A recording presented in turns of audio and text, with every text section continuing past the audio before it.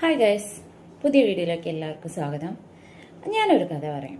പണ്ട് ഞാനും കുട്ടുമൊക്കെ ചെറുതാവുന്ന സമയത്ത് ഉമ്മച്ചി ജോലിക്ക് പോകുന്ന സമയത്ത് എന്നും ഉമ്മച്ചി ജോലിക്ക് പോകാൻ വേണ്ടി ഇറങ്ങുമ്പോൾ വെക്കേഷൻ ടൈം ആണല്ലേ, സ്കൂൾ ലീവുള്ള ദിവസമൊക്കെ ആണെങ്കിൽ കുട്ടിനൊരു ക്വസ്റ്റ്യൻ ഉണ്ട്.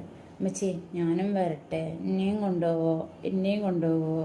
അവനെ എവിടെ പോകാൻ വെച്ച് ഇറങ്ങിയാൽ അപ്പം അവനൊരു ക്വസ്റ്റ്യൻ ഉണ്ട്, ഞാനും വരട്ടെ എന്നെയും കൊണ്ടുപോകുമെന്ന്. അതുപോലെ ഇപ്പോൾ പ്രായം പിറകോട്ടടിച്ച് ഉമ്മച്ചി ചോദിക്കുകയാണ് ഞങ്ങളോട്, എന്നെ ഒന്ന് കൊണ്ടുപോകുമെന്ന്.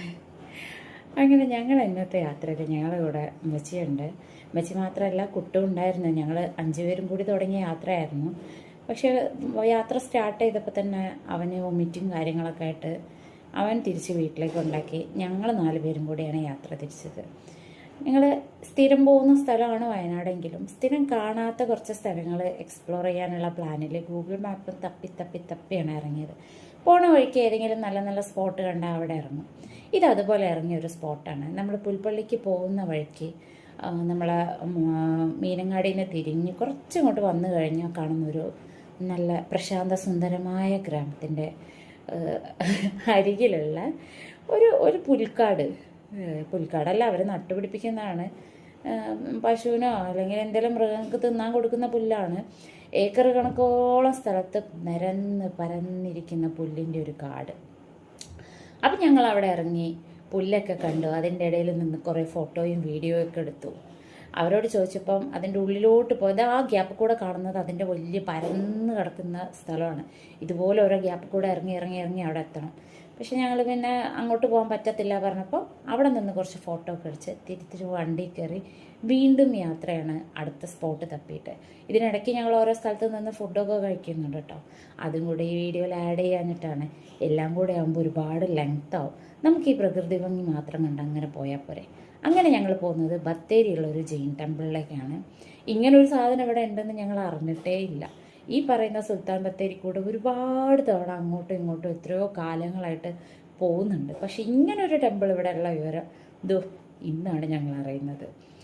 അങ്ങനെ ഞങ്ങൾ നേരെ ഒരു സർപ്രൈസ് ഉണ്ട്. ചിലപ്പം അടിപൊളി സ്ഥലമാവും, അല്ലെങ്കിൽ ഭയങ്കര ഫ്ലോപ്പാവും. ഇതാണ് ചാച്ചൻ ഓരോ സ്ഥലത്തിൻ്റെ കാര്യം പറയുമ്പോഴും ഞങ്ങളോട് പറഞ്ഞുകൊണ്ടിരുന്നത്.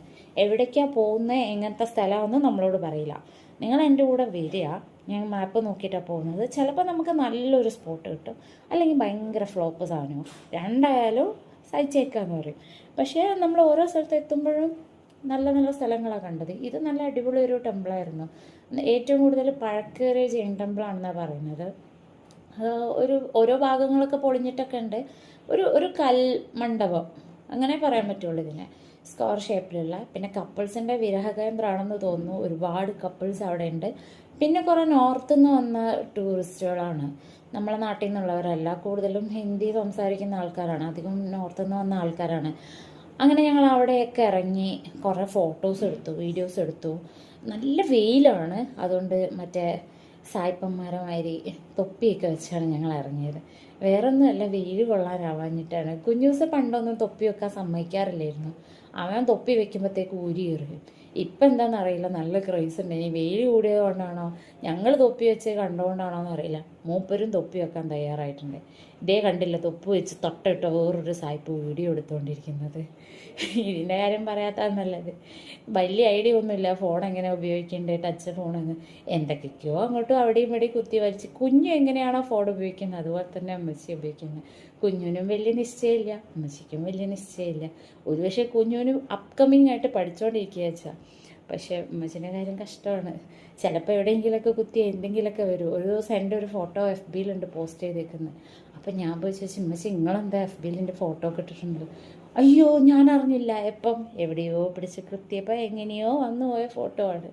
അതുപോലെ ഇടയ്ക്കിടയ്ക്ക് ഓരോ കൊണ്ടത്തരൊക്കെ പറ്റാറുണ്ട്. കുഞ്ഞൂസിനാണെങ്കിൽ ഈ സ്ഥലം കണ്ടപ്പോൾ അങ്ങ് മൊത്തത്തിൽ ഇഷ്ടപ്പെട്ടു. ഇതിൻ്റെ ഉള്ളിൽ നല്ല തണുപ്പായിരുന്നു. പുറമെ വെയിലാണെങ്കിലും ഉള്ളിൽ നല്ല തണുപ്പായിരുന്നു.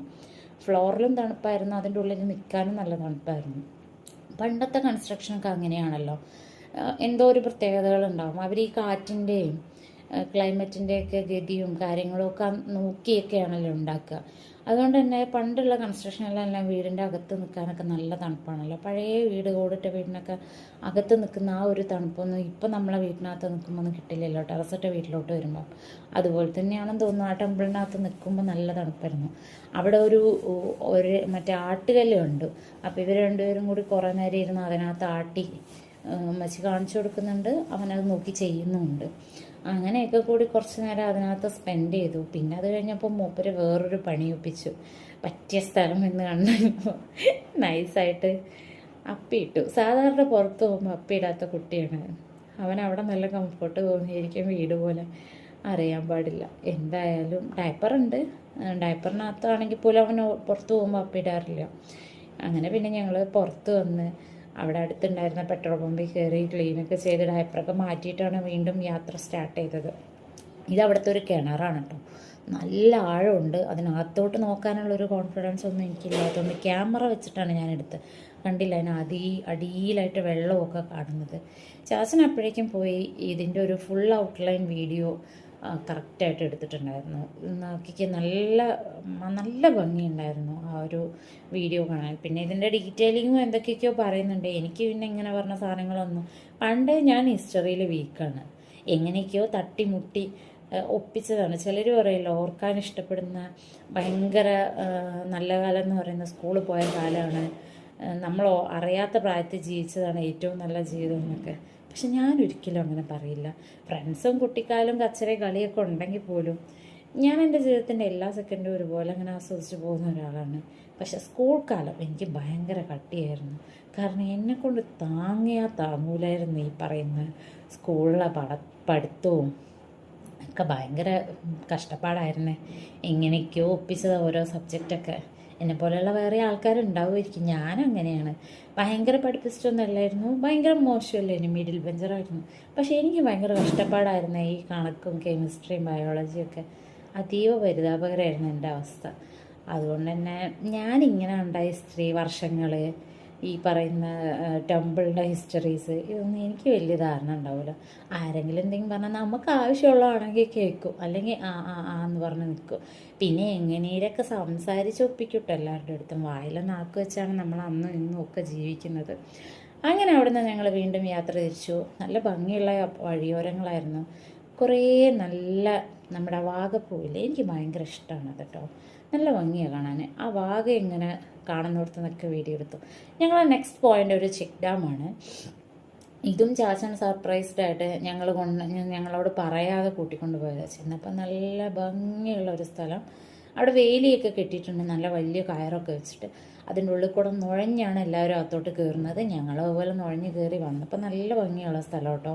ചെക്ക് ഡാമിൻ്റെ നടുക്കിൽ ആ കെട്ടിയേക്കുന്ന കെട്ടിൻ്റെ മുകളിൽ കൂടെ നമുക്ക് അറ്റം വരെ നടന്നു പോകാം. ഒരു പകുതി കഴിഞ്ഞാൽ വലിയൊരു ഗ്യാപ്പാണ്, ചാടി കടന്നു പോകണം. അപ്പോൾ പിന്നെ അങ്ങോട്ട് ഞങ്ങൾ ചാടി കടന്നില്ല. ഇവിടെ നിന്ന് ജസ്റ്റ് ഒരു വീഡിയോയും ഫോട്ടോ ഒക്കെ എടുത്ത് നല്ല ഭംഗിക്ക് ആസ്വദിച്ച് വരും. നോക്കിക്ക് എന്തൊരു ഭംഗിയാന്ന്. അതൊക്കെ ഞങ്ങളിങ്ങനെ ആസ്വദിച്ച് വരുമായിരുന്നു. കുട്ടികൾ കുറച്ച് പേര് അവിടെ വെള്ളത്തിൽ കളിക്കുന്നൊക്കെ ഉണ്ടായിരുന്നു. ആ സ്പോട്ടിൽ ഇതുകൊണ്ട് വരുന്നു മഴ. അതൊരു വേറെ വൈബായിരുന്നു. നല്ല പുഴ, കുട്ടികൾ വെള്ളത്തിൽ കളിക്കുന്നു, അതിനകത്ത് നല്ല മഴ പെയ്താൽ പിന്നെ കുഞ്ഞുവിനെ അവിടെ നിർത്താൻ പറ്റില്ലല്ലോ, അവന് പനി പിടിക്കില്ല. ശാസന അവനെയും കൊണ്ട് കാറിലോട്ട് ഓടി. ഞങ്ങളെല്ലാവരും ഓടി. പക്ഷേ എനിക്ക് പിന്നെ അങ്ങോട്ട് ഓടുമ്പോഴത്തേക്ക് മഴ കൂടി. അങ്ങനെ ഞങ്ങളൊരു മരത്തിൻ്റെ കീഴിൽ മഴയും കൊണ്ട് നിൽക്കുക. കുട്ടിക്കാലത്തെങ്ങാനും ഒരുമിച്ച് മഴ കൊണ്ടതാണ്. ഇപ്പം ഞങ്ങൾ വീണ്ടും രണ്ടാളും കൂടി നല്ല വമ്പൻ വൈബായിരുന്നു. നല്ല തണുപ്പും നല്ല മഴയും, കുറേ മഴ കൊള്ളുകയും ചെയ്തു. ഞാൻ പിന്നെ ആസ്വദിച്ച് അവിടെ നിന്ന് കുറേ വീഡിയോസൊക്കെ അങ്ങോട്ട് എടുത്തു. നല്ല ഭംഗിയുണ്ടായിരുന്നു കേട്ടോ. വേറൊരു വൈബായിരുന്നു. ആ മഴയും ആ തണുപ്പും ആ ഡാമും. പക്ഷേ അതിൽ പിള്ളേർ കിടന്ന് തിമ്മർക്കാണ് ആ മഴയത്ത്. അവരോട് ചോദിച്ചാൽ അതിൻ്റെ ഫീൽ അറിയത്തുള്ളൂ. വേറെ ഫീലായിരിക്കും. പക്ഷേ ഞങ്ങൾ പിന്നെ അവിടെ നിന്ന് വല്ല വണ്ടി എടുത്ത് പോകുന്നു. തിരിച്ച് വണ്ടിയായിട്ട് ചാച്ചനെ ഇങ്ങോട്ടേക്ക് വന്നു. അങ്ങനെ വണ്ടി നിർത്തി അങ്ങേ തലയ്ക്ക് ഒരു വീട്ടിലായിരുന്നു. ആളൊന്നും ഇല്ലാത്ത ഏതൊരു വീടായിരുന്നു. അവിടെ നിന്ന് പിന്നെ ഇവർ രണ്ടുപേരോട് പാവ ചാച്ച കുഞ്ഞിനെയും കൊണ്ട് ഓടിയതാണ്. ഓടി അവിടെ നിന്ന് കുഞ്ഞിനെ എടുത്ത് തിരിച്ച് വന്നതിന് ശേഷം വണ്ടി എടുത്ത് ഓടിച്ചിവിടെ വന്നു. എന്നിട്ട് പിന്നെ ഞങ്ങൾ അതിനകത്ത് കയറിയിട്ട് തിരിച്ചു പോവുക ചെയ്തു. ആ ഒരു സമയം മൊത്തം ഞാൻ ഈ വീഡിയോയും മഴയൊക്കെ ആസ്വദിച്ചുകൊണ്ടിരിക്കുകയായിരുന്നു വണ്ടി എത്തുന്നവരെ. എനിക്കെന്താ അറിയില്ല, മഴയോട് ഭയങ്കര ഇഷ്ടമാണ്. അപ്പോൾ എല്ലാവരും പറയും മഴ നിങ്ങൾ ചോരുന്ന വീട്ടിൽ കിടന്നിട്ടില്ലാത്തതുകൊണ്ടാണ് മഴ ആസ്വദിക്കാൻ കഴിയുന്നത്, അല്ലെങ്കിൽ ആസ്വദിക്കാൻ കഴിയത്തില്ല എന്നൊക്കെ. ഞാനൊരു ചോരാത്ത വീട്ടിൽ കിടക്കാൻ തുടങ്ങിയിട്ട് ഒരു 5-6 വർഷമായിട്ടുണ്ടാവുള്ളൂ. അത്രയും കാലം നല്ല ഭംഗിയായിട്ട് പാത്രത്തിൽ വെള്ളം ടിങ് ടിങ് നുറ്റുന്ന സൗണ്ട് കേട്ടിട്ട് കിടന്നുറങ്ങിയ ആളാണ്. നമ്മളെ കഷ്ടപ്പാടിന് വെറുതെ മഴയെ കുറ്റം പറഞ്ഞിട്ട് എന്താ കാര്യം? മഴ ഒരിക്കലും പെയ്യാതിരുന്നാൽ വരൾച്ച പറഞ്ഞാലും നമ്മൾ പട്ടിണിയായി പോവില്ലേ? നമ്മുടെ ഗതികേടും നമ്മളെ കഷ്ടപ്പാടും വേറെ ഒന്നിൻ്റെ മേലിലും ചാരിയിട്ട് പ്രത്യേകിച്ച് കാര്യമൊന്നുമില്ലല്ലോ. എനിക്കെന്താ അറിയില്ല, മഴയോട് ഭയങ്കര ഇഷ്ടം. ഞാൻ ഒരുപാട് മഴയുടെ ബുദ്ധിമുട്ട് അറിഞ്ഞിട്ടുണ്ടായിരുന്നു, എന്നിട്ടും എനിക്കിഷ്ടം. അടുത്തത് ഞങ്ങളൊരു തൂക്കുപാലം തേടിയുള്ള യാത്രയായിരുന്നു. ഏതോ ഒരു കാട്ടിക്കൂടെ വന്നത്, ഇവിടെ ഇങ്ങനെ ഒരു സാധനം ഉണ്ടെന്ന് പോലും അറിയത്തില്ല. ചാച്ചൻ പോയി നോക്കാം, അങ്ങനെ ഒരു സാധനം ഉണ്ടെന്നും പറഞ്ഞ് കൊണ്ടുപോകുക. അതൊരു തൂക്കുപാലമാണെന്ന് ഞങ്ങൾക്ക് അറിയത്തില്ല. ഒരു ടൈമൊക്കെ കഴിഞ്ഞതിന് ശേഷം വണ്ടിയൊന്നും പോകുന്നില്ല. അങ്ങനെ ഒരിടത്ത് വണ്ടി ഒതുക്കിയിട്ടിട്ട് ഞങ്ങൾ ഇറങ്ങി ഇങ്ങോട്ട് വന്നു. ഇവിടെ വന്ന് കുറേ നടന്നിട്ട് അവിടെ എത്തുന്നു. നടന്നു കഴിഞ്ഞപ്പോൾ ഈ ഒരു സംഭവമാണ്, ഒരു തൂക്കുപാലമാണ്. അങ്ങനെ പിന്നെ ഞങ്ങൾ എന്തായാലും പാലം കയറാൻ തീരുമാനിച്ചു. ഉമ്മച്ചി ഇങ്ങനെ പറയുന്നുണ്ടായിരുന്നു, കയറണ്ട, പോവണ്ട, തിരിഞ്ഞു വീഴും എന്നൊക്കെ പറഞ്ഞ്. ഭയങ്കര ഇവിടുന്ന് കാണുന്നതിനേക്കാളും നല്ല ഹൈറ്റ് ഉണ്ട് അവിടെ കയറി കഴിയുമ്പോൾ. അങ്ങനെ പിന്നെ ഞങ്ങൾ നേരെ പാലം കയറാൻ തീരുമാനിച്ചു. ശാസന വന്നതിന് ശേഷം ശാസന കുഞ്ഞും കൂടെ ഫസ്റ്റ് കയറിപ്പോയി. പിന്നെ എനിക്കും പേടി തുടങ്ങി. അപ്പം ഞാൻ പറഞ്ഞു, ശാസന കുഞ്ഞിനെ കൊണ്ടാണ്, ആദ്യം ശാസനൊന്ന് നടന്നു പോയി നോക്ക്, എന്നിട്ട് നമുക്ക് പോകാമെന്ന് തോന്നും.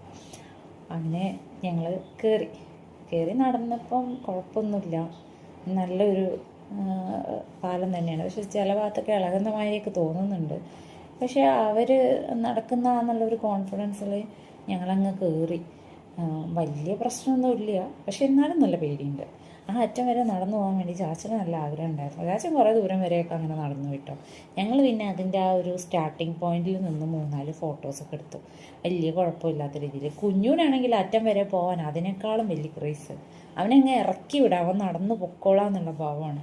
പക്ഷേ എനിക്ക് നടന്നു പോകാൻ നല്ല പേടിയുണ്ടായിരുന്നു. പക്ഷേ ഇവരിടയ്ക്ക് സ്ലോ മോഷനിൽ കുറേ നടന്നു. അങ്ങനെയൊക്കെ ഇവരുടെ ഭാഗ കുറച്ച് പെർഫോമൻസൊക്കെ ഉണ്ടായിരുന്നു. എനിക്കാണെങ്കിൽ ഇവർ രണ്ടുപേരോടെ അങ്ങോട്ട് പോകുമ്പോഴേ വീണു പോകുക. കാരണം ഈ സൈഡിൽ ഇവർ അടിച്ചേക്കുന്ന നെറ്റൊക്കെ കുറേ ഇളകിപ്പോയിട്ടുണ്ട്. പക്ഷെ പാലം വലിയ പ്രശ്നമില്ല. അപ്പോൾ അതിനെങ്ങാനും വീണു പോവുക, എന്തെങ്കിലും അപകടം പറ്റുകയൊക്കെ ചെയ്താലോ എന്ന് പേടിച്ചിട്ട് എനിക്ക് ഭയങ്കര. ഇവ ഇങ്ങനെ ഏത് സമയം പടഞ്ഞു കളിക്കുന്നതാണ്, അവൻ ഉദ്ദേശിക്കുന്നിടത്തേക്ക് നടക്കാൻ വേണ്ടി. ഇത് കണ്ടാൽ ഞാൻ കുറേ ദൂരെ നിന്ന് നടന്നു വരിക എന്നൊക്കെ തെറ്റിദ്ധരിക്കും. ആ ചെന്ന് അവിടെ നിന്ന് ഇങ്ങോട്ട് നടന്നു വരികയാണ്. അത്രയും പേടിയുണ്ടായിരുന്നു എനിക്ക്. പിന്നെ ഞാൻ അമ്മച്ചനെയും വലിച്ചു കയറ്റി അറ്റത്തേക്ക് ഒരു ഫോട്ടോ ഒക്കെ എടുപ്പിച്ചു. അത് കഴിഞ്ഞ് ഞങ്ങൾ അവിടെ നിന്ന് വീണ്ടും തിരിച്ചിറങ്ങി അടുത്ത സ്പോട്ട് തപ്പിയിട്ട്. നമ്മൾ ഈ റീൽസിലൊക്കെ എപ്പോഴും കാണാറുണ്ടായിരുന്നു വയനാടുള്ളൊരു ഫോറസ്റ്റ് റൂട്ട്, ഈ ഇൻ്റർലോക്ക് ഫോറസ്റ്റ് റൂട്ട് എന്ന് പറഞ്ഞിട്ട്. കാടിന് നടുക്ക് കൂടെ ഇൻ്റർലോക്ക് ചെയ്തൊരു റോഡ് പറഞ്ഞിട്ട്. അപ്പോൾ അതിൻ്റെ മാപ്പ് ഇട്ടിട്ട് ഞങ്ങളിങ്ങനെ പോയപ്പോൾ നല്ല ഭംഗിയുള്ള റൂട്ട് കേട്ടോ. 2 സൈഡും കാടൊക്കെ ആയിട്ട് നമ്മൾ ഈ മുത്തങ്ങയ്ക്കൊക്കെ പോകുന്ന പോലെ തന്നെയുള്ള ഒരു റൂട്ട്. ഇതും ബത്തേരിക്ക് അടുത്തുള്ളൊരു സ്ഥലം തന്നെയാണ്. പക്ഷേ മുത്തങ്ങ റൂട്ടല്ല, ഇപ്പുറത്തെ സൈഡിലേക്കാണ്. പുൽപ്പള്ളിയുടെ ഒക്കെ ആ ഒരു ഭാഗത്തേക്ക് രണ്ടിനും നടുക്കായിട്ടുള്ളൊരു സ്ഥലമാണ്. അപ്പോൾ റൂട്ടൊക്കെ കാണുമ്പോൾ നല്ല ഭംഗിയുണ്ടായിരുന്നു. അപ്പോൾ ഞങ്ങൾ ഈ ഒരു റീൽസ് കണ്ട ഒരു ഇത് വെച്ചിട്ട് ഞാനങ്ങനെ തപ്പിപ്പോയി പോകുമ്പോഴേ ഇത് പിന്നെ എൻ്റെ സജഷനാണ്. ഇതുവരെയുള്ളതൊക്കെ ചാച്ചൻ്റെയാണ്, ഇത് എൻ്റെ സജഷനാണ്. അപ്പോൾ ഫ്ലോപ്പായി കഴിഞ്ഞാൽ എല്ലാം കൂടെ എണ്ണയിട്ടിട്ട് പെരുക്കുമെന്ന് എനിക്ക് അറിയാം. പക്ഷെ എന്നാലും പോയി നോക്കാമെന്ന് വെച്ചാൽ പോയി നോക്കിയപ്പോൾ സംഭവമൊക്കെ കണ്ട് നല്ല ഭംഗിയുള്ള സ്ഥലമാണ്. പക്ഷെ അവിടേക്ക് എൻട്രി ഇല്ല. അത് ഒരു കോളനിയിൽ നിന്ന് ഒരു ട്രൈബൽസിൻ്റെ കോളനിയാണ്. അപ്പോൾ ഒരു കോളനിയിൽ നിന്ന് വേറൊരു കോളനിയിലോട്ടുള്ള അവരുടെ ഒരു ഇൻ്റർപാസാണ്. ഈ ഫോറസ്റ്റിനകത്ത് കൂടെ ആ 2-3 കോളനിയിലേക്ക് മാത്രം പോകാനുള്ള വഴിയാണ്. വേറെയുള്ള ടൂറിസ്റ്റേഴ്സിനോ വേറെ ആർക്കും അങ്ങോട്ട് എൻട്രി ഇല്ല. കാരണം എന്താണെന്ന് പറഞ്ഞാൽ അതിനകത്ത് കുറേ വൈൽഡ് ആനിമൽസ് വരും. കഴിഞ്ഞ ആഴ്ചയും കൂടെ ഏതോ കടുവ വന്ന് 6 ആളെ എങ്ങാനും കഴിഞ്ഞ മാസം ഒരാളെ കൊന്നിട്ടുണ്ട്. 6 പേരെ എങ്ങാനും കഴിഞ്ഞ ഒരു വർഷത്തിനടുത്ത് കൊന്നിട്ടുണ്ട് എന്ന് പിടിച്ചുകൊണ്ട് പോയിക്കുന്നൊക്കെ പറഞ്ഞു. അപ്പം പിന്നെ അങ്ങോട്ട് എൻട്രി ഇല്ല. അതിനകത്ത് എപ്പോഴും മറ്റേ ഫോറസ്റ്റുകാരുണ്ട്. അവരെ ഞങ്ങളോട് ഒന്നും പോകാൻ പറ്റില്ല. അങ്ങനെ ഞങ്ങൾ ആ വഴിയൊക്കെ കണ്ട ഭംഗിയൊക്കെ ആസ്വദിച്ച് തിരിച്ച് നേരെ പോകുന്നപ്പോഴേക്ക് ഏകദേശം ഇരുട്ടി. പിന്നെ ഞങ്ങൾ ചായയൊക്കെ കുടിച്ച് അങ്ങനെ കാടിറങ്ങാൻ തീരുമാനിച്ചു. ഒരു 1 ഡേ ട്രിപ്പായിരുന്നു. അപ്പോൾ പിന്നെ 1 ഡേയിൽ ഉൾക്കൊള്ളുന്ന മാക്സിമം സ്ഥലങ്ങൾ ഞങ്ങളിന്ന് കവർ ചെയ്തിരിക്കുന്നു. നല്ല ദൂരം പോയിക്കുന്നു, കുറേ സംഭവങ്ങളും കണ്ടിരിക്കുന്നു. ഒരു 10 മിനിറ്റിൽ നിങ്ങൾക്ക് ഉൾക്കൊള്ളിക്കാൻ പറ്റുന്ന രീതിയിൽ ഞാൻ എല്ലാ കാര്യങ്ങളും ഇതിൽ ഉൾക്കൊള്ളിച്ചിട്ടുണ്ട്.